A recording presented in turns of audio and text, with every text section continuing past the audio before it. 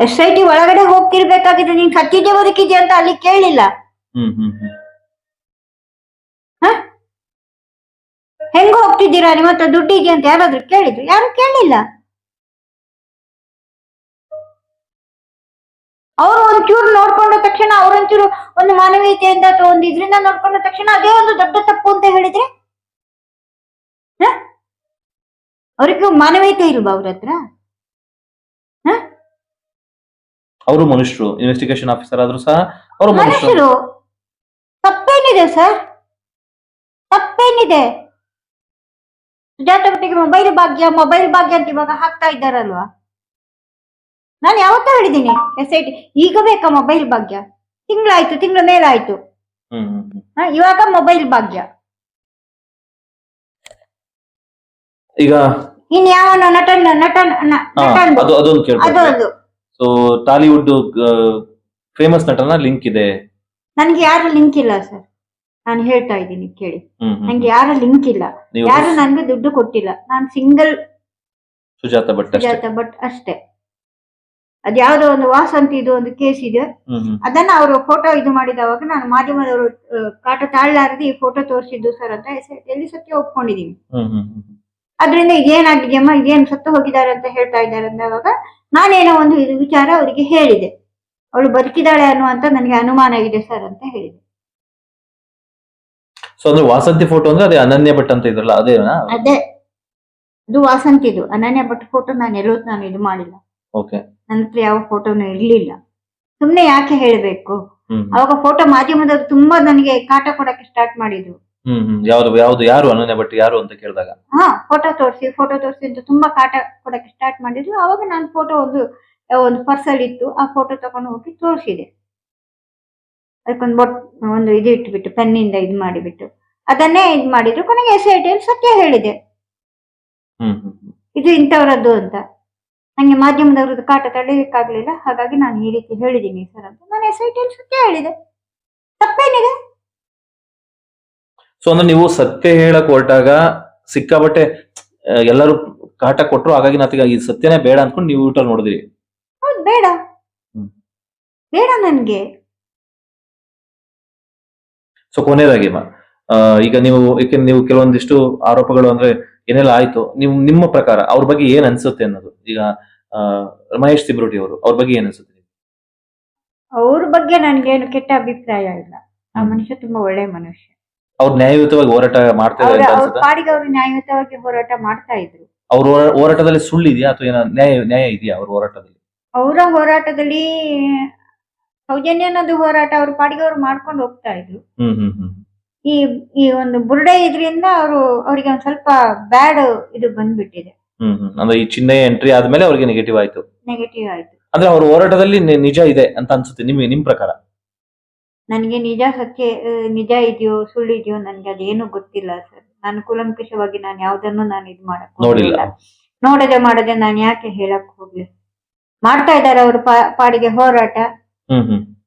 But ಹೋರಾಟ ಮಾಡ್ತಿರೋದು ನಿಜ, ಬಟ್ ಅದ್ರಲ್ಲಿ ಏನಿದೆ ಅಂತ ಗೊತ್ತಿಲ್ಲ ಅಂತ ನನಗೆ ಗೊತ್ತಿಲ್ಲ. ಬಟ್ ಅವ್ರ ಬಗ್ಗೆ ವೈಯಕ್ತಿಕ ಅಭಿಪ್ರಾಯ ಅಂದ್ರೆ ಒಳ್ಳೆ ಮನುಷ್ಯ ಅನ್ನೋದು. ಮಹೇಶ್ ಶೆಟ್ಟಿ ತಿಮ್ಮರೋಡಿ ಅವರು ತುಂಬಾ ಒಳ್ಳೆ ಮನುಷ್ಯ. ಅವ್ರ ಬಗ್ಗೆ ನಾನು ಯಾವತ್ತೂ ನಾನು ಕೆಟ್ಟದಾಗಿ. ಗಿರೀಶ್ ಮಟ್ಟಣ್ಣನ್ ಅವರು, ನಾನು ಅವ್ರ ಬಗ್ಗೆ ನಾನೇನು ಹೇಳಲ್ಲ. No comments. ಇವರು ಅಭಿ ಯುನೈಟೆಡ್ ಮೀಡಿಯಾ ಒಬ್ಬ ಚಿಕ್ಕ ಹುಡುಗ, ಏನೋ ಒಂದು ಧೈರ್ಯ ಅಂದ್ರೆ ಧೈರ್ಯಯುತವಾಗಿ ಎಲ್ಲವನ್ನೂ ಹೇಳುವಂತ ವ್ಯಕ್ತಿ. ಅವನು ಒಳ್ಳೆ ಹುಡುಗ. ಅವನಿಗೂ ಬೇಡ ಆಗಿತ್ತು ಎಲ್ಲ. ಅಂದ್ರೆ ಆ ಹುಡುಗ ಎಂಟ್ರಿ ಕೊಟ್ಟಿರೋ ಅವಶ್ಯಕತೆ ಇರ್ಲಿಲ್ಲ ಅಂತ ಹೇಳ್ತಿದ್ದಾರೆ ನೀವು? ಎಂಟ್ರಿ ಕೊಡುವ ಅವಶ್ಯಕತೆ ಇರ್ಲಿಲ್ಲ ಅಂತ ಅನಿಸ್ತದೆ. ಈಗ ಆ ಹುಡುಗಂಗೆ ಏಟ್ ಬಿತ್ತು, ವಧೆ ಬಿತ್ತು, ಒಬ್ಬ ಸಾಮಾನ್ಯ ಹುಡುಗ, ಏನ್ ಹೇಳ್ತೀರಾ ಆ ಹುಡುಗನ ಬಗ್ಗೆ? ಅವನಿಗೆ ನಾನು ಪ್ರತಿ ಸಲನು ಹೇಳ್ತಾನೆ ಬಂದೆ, ಬುದ್ಧಿ ಹೇಳ್ತಾನೆ ಬಂದೆ. ನಾನು ಎಲ್ಲಿಂದ ಇದು ಮಾಡಿದವಾಗ್ಲೂ ನಾನು ಹೇಳ್ತಾ ಬಂದೆ, ಬೇಡಪ್ಪ ನಿನ್ಗೆ ಇದು ತಕ್ಕುದಲ್ಲ, ನಿನ್ನ ವಯಸ್ಸಿದೆ, ನಿನ್ಗೆ ಮುಂದಕ್ಕೆ ಜೀವನ ಇದೆ, ಇದೆಲ್ಲ ನೀನು ಇದರಿಂದ ಹೊರಗಡೆ ಬಂದು ನೀನು ಬಾ ಅಂತಾನು ನಾನು ಹೇಳಿದೆ. ಬೇರೆ ಎಲ್ಲ ಬೇಕಾದಷ್ಟು ನಿನ್ಗೆ ಸೋಷಿಯಲ್ ಇದ್ರಲ್ಲಿ ಬೇಕಾದಷ್ಟು ಇದು ಕಥೆಗಳು ಸಿಗ್ತವೆ, ಬೇಕಾದಷ್ಟು ಇದು ಸಿಗುತ್ತೆ. ಅದನ್ನ ನೀನು ಧಾರ್ಮಿಕವಾಗಿಯೋ ಅಥವಾ ಯಾವ್ದಾದ್ರು ಒಂದು ಇದ್ರಲ್ಲಿ ನೋಡ್ಕೊಂಡು ಹೋಗು ಅಂತಾನು ನಾನು ಹೇಳಿದೀವಿ. ಕೊನೆಯದಾಗಿ ಅಮ್ಮ, ಈಗೇನು ಗಿರೀಶ್ ಮಟ್ಟಣ್ಣನವರ್ ಆಗ್ಬೋದು, ಮಹೇಶ್ ತಿಬ್ರೋಡಿ ಆಗಿರ್ಬೋದು, ಇವರೆಲ್ಲ ಒಂದು ಧರ್ಮವನ್ನ ಹೊಡೆಯುವಂತ ಸಂಚು ಮಾಡಿದ್ದಾರೆ, ಷಡ್ಯಂತ್ರ ಮಾಡ್ತಾ ಇದಾರೆ ಅಂತ ಒಂದು ಆರೋಪ ಇದೆ. ಸೊ ನಿಮ್ ಪ್ರಕಾರ ಏನ್ ಅನ್ಸುತ್ತೆ? ಅವ್ರು ಹೋರಾಟ ಮಾಡ್ತಾರೆ ನ್ಯಾಯಯುತವಾಗಿ ಅನ್ಸುತ್ತಾ ಅಥವಾ ಷಡ್ಯಂತ್ರಕ್ಕೋಸ್ಕರ ಮಾಡ್ತಾವ್ರೆ ಅಂತ ಅನ್ಸುತ್ತೆ? ಧರ್ಮವನ್ನು ಒಡೆಯುವ ಷಡ್ಯಂತ್ರ ಅವ್ರೇನು ಮಾಡ್ತಾ ಇಲ್ಲ. ಧರ್ಮವನ್ನು ಒಡೆಯುವಂತದ್ದು ಅವರು ಮಾಡ್ಲಿಕ್ಕೆ ಅವಶ್ಯಕತೆ ಅವಶ್ಯಕತೆ ಇಲ್ಲ. ಯಾಕೆ ಧರ್ಮ ಹೊಡಿತಾರೆ? ಸೊ ಅವ್ರು ಅಲ್ಲಿ ನಡೆದಿರ್ತಕ್ಕಂಥ ಅನ್ಯಾಯಗಳ ಬಗ್ಗೆ ಮಾತಾಡ್ತಾವ್ರೆ ಅಂತ ಅನ್ಯಾಯಗಳ ಬಗ್ಗೆ ಮಾತಾಡ್ತಾರೆ. ನಡೆದ ಮಾತಾಡೋದಕ್ಕೆ ಒಂದು ಹೇಳ್ತೀನಿ, ಮಾತಾಡೋದಕ್ಕೆ ಅವರಿಗೆ ಸ್ವತಂತ್ರತೆ ಇದೆ, ಅವ್ರು ಮಾತಾಡ್ತಾರೆ. ನನ್ನ ಸ್ವತಂತ್ರತೆ ಏನಿದೆ ನಾನು ಮಾತಾಡ್ತೀನಿ ಅಷ್ಟೇ. ನಾನು ಅವರ ಸ್ವತಂತ್ರತೆಯನ್ನ ನಾನು ಯಾಕೆ ಕಿತ್ಕೊಳ್ಬೇಕು? ಮಾತಾಡ್ಕೊಳ್ಳಿ, ಅವರವರ ಇದು ವ್ಯಕ್ತಿತ್ವ ಅಷ್ಟೇ. ಅವರವರ ವ್ಯಕ್ತಿತ್ವವನ್ನು ಅವರವರು ತೋಡ್ಕೊಳ್ತಾ ಇದ್ದಾರೆ. ನಾನು ಯಾರು ಇದು ಮಾಡಕ್ಕೆ? ನನ್ಗೆ ಬೇಡ. ನನ್ಗೆ ಅವರ ವ್ಯಕ್ತಿತ್ವದ ಬಗ್ಗೆ, ಅವರ ಹಿಂದೂ ಧರ್ಮ ಅಥವಾ ಯಾವುದು ಇದ್ರ ಬಗ್ಗೆ ಧರ್ಮ ಹೊಡಿತಾರೆ ಅನ್ನುವಂಥದ್ದು ಮಾತ್ರ ಸುಳ್ಳು. ಧರ್ಮ ಹೊಡಿತಾ ಇಲ್ಲ. ಸೊ ನ್ಯಾಯ ಕೇಳ್ತಾ ಇದ್ದಾರೆ, ಅವ್ರು ನ್ಯಾಯ ಕೇಳ್ತಾ ಇದ್ದಾರೆ. ಅವ್ರದ್ದೇನಿದೆ ಆ ಹೋರಾಟ, ಅವರು ನ್ಯಾಯಕ್ಕೋಸ್ಕರ ಹೋರಾಟ ಮಾಡ್ತಾ ಇದ್ದಾರೆ. ಅದು ಅವರದು ಪಿಕ್ಚರ್, ಅದು ನನ್ಗೆ ಬೇಕಾಗಿಲ್ಲ. ಸೊ ನೀವು ಆ ಪಿಕ್ಚರ್ ಇಂದ ಹೊರಗಡೆ ಬರೆಯೋಕೆ ಇಷ್ಟಪಡ್ತೀರಾ? ನಾನು ಬಂದ್ಬಿಟ್ಟಿದ್ದೀನಿ. ಈಗ ನಾನು ಯಾವುದೇ ವಿಚಾರದಲ್ಲಿ ನಾನು ಅವರದ್ದು ಯಾವುದೇ ಅವರಾಗೆ ಏನೇನೋ ಹೇಳ್ತಾ ಇದ್ದಾರೆ ನನ್ನ ಬಗ್ಗೆ ಬಿಟ್ರೆ, ನಾನು ಅವ್ರ ವಿಚಾರವಾಗಿ ನಾನು ಎಲ್ಲೂ ಏನು ಹೇಳ್ತಾನೆ ಇಲ್ಲ. ನಾನು ಅವರನ್ನ ಕೆಟ್ಟದಾಗಿ ಎಲ್ಲೂ ನಾನು ಹೇಳಿಲ್ಲ. ನಾನು ಯಾರು ಅವ್ರ ಬಗ್ಗೆ ಕೆಟ್ಟದಾಗಿ ಹೇಳಕ್ಕೆ? ನನ್ಗೇನ್ ಸಂಬಂಧ ಇದೆ? ನೀವೇ ಯೋಚನೆ ಮಾಡಿ. ಇಲ್ಲ, ಕೆಲವೊಂದ್ ಕಡೆ ಬಂದಿದ್ದೇನಪ್ಪ ಅವರೇ ನಿಮ್ಮನ್ನ ಕರ್ಕೊಂಡ್ ಬಂದ್ರು, ಈ ರೀತಿ ಎಲ್ಲ ಮಾತಾಡ್ಸಿದ್ರು ಅಂತ ಏನೋ ಹೇಳಿಕೆ ಕೊಟ್ಟಿದ್ದೀರಾ ಅನ್ನೋ ಒಂದು ವಿಷಯ ಬಂತು. ನಾನಾಗಿ ನಾನು ಯಾವ್ದಕ್ಕೂ ಹೋಗ್ಲಿಲ್ಲ. ನನ್ನ ಮನೆ ಬಾಗ್ಲಿಗೆ ಬಂದಿದ್ದವರು ಮಹೇಶ್ ಶೆಟ್ಟಿ ಇಲ್ಲ, ಅವ್ರ ಬಗ್ಗೆ ನಾನು ಹೇಳ್ಬಾರ್ದು. ಇವರಿಬ್ರು ನನ್ನ ಮನೆ ಬಾಗ್ಲಿಗೆ ಬಂದಿದ್ದು. ನಾನು ಯಾರ ಮನೆ, ನಂಗೆ ಅವ್ರ ಮನೆ ಎಲ್ಲಿದೆ ಅಂತ ನನ್ಗೆ ಗೊತ್ತಿಲ್ಲ, ಇವಾಗ್ಲೂ ಗೊತ್ತಿಲ್ಲ. ಬಂದ್ ಏನ್ ಹೇಳಿದ್ರು ಅವರು?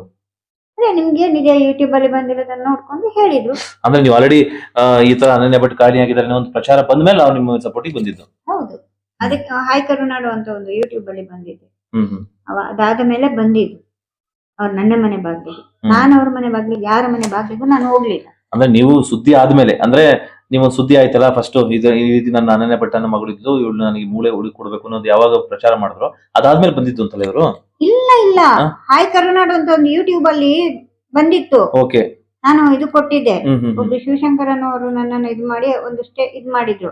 ಅದನ್ನ ನೋಡ್ಕೊಂಡು ಅವ್ರು ಬಂದಿರೋದು ನನ್ನ ಮನೆ ಬಾಗಿಲಿಗೆ. ಆ ವಿಡಿಯೋ ನೋಡ್ಕೊಂಡು ಬಂದಿರೋದು? ಆ ವಿಡಿಯೋ ನೋಡ್ಕೊಂಡು ಬಂದಿರೋದು. ಅದಕ್ಕಿಂತ ಮುಂಚೆ ನಿಮ್ಗೂ ಅವ್ರಿಗೂ ಏನು ಗೊತ್ತೇ ಇಲ್ಲ? ಗೊತ್ತಿಲ್ಲ, ಅವ್ರು ಯಾರು ಏನು ಎತ್ತಂದ್ರು ನನ್ಗೆ ಗೊತ್ತಿಲ್ಲ. ನೀವು ಇಂಟರ್ವ್ಯೂ ಕೊಟ್ಟ ಮೇಲೆನೆ ಅವ್ರು ಬಂದಿರೋದು ನಿಮ್ಮ ಮನೆಗೆ? ಹೌದು. ಅದಕ್ಕಿಂತ ಮುಂಚೆ ಅವರು ಬಂದಿಲ್ಲ, ನೀವು ಹೋಗಿಲ್ಲ, ಯಾವುದೇ ರೀತಿ ಪರಿಚಯ ಯಾರಿಗೂ ಇಲ್ಲ? ಯಾವುದೂ ಇಲ್ಲ. ನಂಗೆ ಇವಾಗ್ಲೂ ಅವ್ರ ಮನೆಯಲ್ಲಿ ಅಂತಾನೆ ಗೊತ್ತಿಲ್ಲ. ನಾನು ಯಾಕೆ ಇದು ಮಾಡ್ಲಿ? ಓಕೆ, ಕೊನೆಯದಾಗಿ ಇಳಿ ವಯಸ್ಸಿನಲ್ಲಿ ಇರ್ತಕ್ಕಂಥವ್ರು ನೀವು, ನಿಮ್ ಮೇಲೆ 108 ಆರೋಪಗಳು ಮಾಡಿದ್ರು, ಏನೇನೋ ಮ್ಯಾಜಿಕ್ ಅಜ್ಜಿ ಅಂತ ನಿಮ್ಗೆ ಏನೇನೋ ಬಿರಿದು ಕೊಟ್ಟರು, ನಿಮ್ಮನ್ನ ಇವಂತ ಏನೇನೋ ಮಾಡ್ಬಿಟ್ರು. ಸೊ ಇದ್ರಲ್ಲಿ ಹೆಂಗೋ ನಿಮ್ ಪಾಡಿ ನೀವು ಜೀವನ ಮಾಡ್ಕೊಂಡಿದ್ದಂಥವ್ರು, ಕೊನೆಯದಾಗಿ ಸಮಾಜದಲ್ಲಿ ಇರ್ತಕ್ಕಂಥ ನೋಡುಗರಿಗೆ, ಪ್ರೇಕ್ಷಕರಿಗೆ ಏನ್ ಹೇಳಕ್ ಇಷ್ಟಪಡ್ತೀರಾ? ನನ್ನಿಂದ ತಪ್ಪಾಗಿದ್ದು ದಯವಿಟ್ಟು ಕ್ಷಮಿಸಿ ಅಂತೀನಿ. ಅದೇ ತಪ್ಪು ಅಂದ್ರೆ ಯಾವ ತರ ತಪ್ಪು? ತಪ್ಪು ಅಂತ ಹೇಳಿದ್ರೆ ನಾನು ಏನೇನೋ ಕತೆ ಕಟ್ಟಿದ್ದೀನಿ, ಏನೇನೋ ಅದನ್ನೆಲ್ಲ ಹೇಳ್ಕೊಂಡು ಬಂದಿದ್ದಾರೆ. ಈ ಮಾಧ್ಯಮದವರು ಡೈವರ್ಟ್ ಮಾಡಕ್ಕೆ ನೋಡಿದ್ದಾರೆ, ಎಲ್ಲಾನು ಡೈವರ್ಟ್ ಮಾಡಿದ್ದಾರೆ. ಬಿಟ್ಟಿದ್ದೀನಿ. ಹಾಗಾಗಿ ನಾನು ಒಂದು ಧರ್ಮಸ್ಥಳ ಇದಕ್ಕೆ ಕಲ್ಲು ಹೊಡಿತೀನಿ ಅಂತ ಒಂದು ಚಾನಲ್ ಅಲ್ಲಿ ಹೇಳಿದೆ, ಯೂಟ್ಯೂಬ್ ಚಾನಲ್ ಅಲ್ಲಿ. ಅದಕ್ಕೆ ಈಗ ನಾನು ಇನ್ನೊಂದು ನೆಕ್ಸ್ಟ್ ವೀಕ್ ಅಲ್ಲೋ ಯಾವಾಗಲೂ ಒಂದು ದಿನ ಹೋಗಿ ಅಲ್ಲಿ ತಪ್ಪಾಗಿದೆ ನನ್ನಿಂದ ಅಂತ ಕ್ಷಮೆ. ಅಲ್ಲ, ಆ ಒಂದು ವಿಚಾರವನ್ನು ಬಿಟ್ಟು, ಧರ್ಮಸ್ಥಳ ಕಲ್ಲು ಹೊಡಿತೀನಿ ಅಂತ ಹೇಳಿದ್ರಲ್ಲ, ಅದು ವಿಚಾರವನ್ನು ಬಿಟ್ಟು ಬೇರೆಲ್ಲ ಏನೇನೋ ಆರೋಪ ಮಾಡಿದ್ರಲ್ಲ, ಸೊ ಆ ಆರೋಪದ ಬಗ್ಗೆ ನಿಮ್ಗೆ ಇದಿದ್ಯಾ? ಅಂದ್ರೆ ಕ್ಷಮೆ ಕೇಳ್ಬೇಕು ಅಂತ ಅನಿಸ್ತಿದ್ಯಾ, ಅಥವಾ ಅಂತ ಅವಶ್ಯಕತೆ ಇಲ್ಲ ಅನ್ಸ್ತಿದ್ಯಾ? ನನ್ಗೆ ಅಂತ ಅವಶ್ಯಕತೆ ಇದೊಂದು ವಿಚಾರದಲ್ಲಿ ಮಾತ್ರ ಕಲ್ಲು ಹೊಡಿತೀನಿ? ಹೌದು, ಕಲ್ಲು ಹೊಡಿತೀನಿ ಅನ್ನೋ ಒಂದು ವಿಚಾರ ಮಾತ್ರ. ನಾನು ಯಾಕೆ ನಾನು ಇದು ಮಾಡ್ಲಿ? ಅದ್ರ ಬಗ್ಗೆ ಈಗಲೂ ನಿಮಗೆ ನೀವು ಮಾಡಿದ ಆರೋಪಗಳು ಸತ್ಯ ಅಂತ ಅನ್ಸುತ್ತೆ? ನಾನು ಆರೋಪ ಮಾಡಿರೋದು, ಪ್ರತ್ಯಾರೋಪ ಮಾಡಿರೋದು, ಅದನ್ನ ಬಿಟ್ಬಿಟ್ಟಿದೀನಿ ಇವಾಗ. ನನ್ಗೆ ಬೇಡ, ಅಂದ್ರೆ ಪ್ರಯೋಜನ ಇಲ್ಲ ಅಂತ ಅದರಿಂದ ಯಾವ್ದು ಏನೂ ಇದಿಲ್ಲ, ಬಿಟ್ಬಿಟ್ಟಿದೀನಿ. ನಾನು ಹೊರಗಡೆ ಬರ್ಬೇಕು, ಒಂದು ತಾರ್ಕಿಕ ಅಂತ್ಯ, ನನ್ನ ಒಂದು ಇದಕ್ಕೆ ತಾರ್ಕಿಕ ಅಂತ್ಯ ಕೊಡ್ಬೇಕು, ಅಂತ್ಯ ಕೊಟ್ಟಿದ್ದೀನಿ, ಬಂದಿದ್ದೀನಿ. ಸಹವಾಸ ಬೇಡ, ಬೇಡ, ಇದ್ರ ಸಹವಾಸ ಬೇಡ ಅಂತಾನೆ. ನಂಗೆ ಯಾವ ಸಹವಾಸನೂ ಬೇಡ.